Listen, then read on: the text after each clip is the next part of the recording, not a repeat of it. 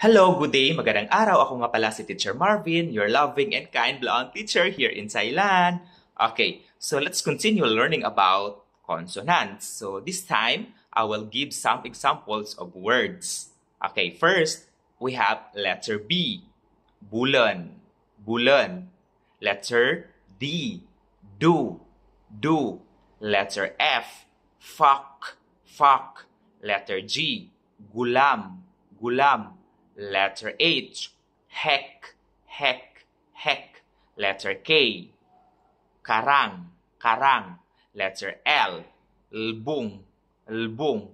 Letter M, mahin, mahin. Letter N, nalaf, nalaf. Letter NG, ngok, ngok. Letter R, kurang, kurang. Letter S, swat, swat. Letter T, takab, takab.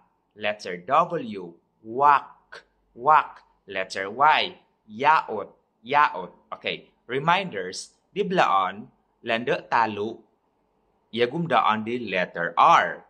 Kasagaran, amda ay letter R, di talo blaan, yagum na letter R, di gut nga or di last. Okay, bye and thank you. God bless.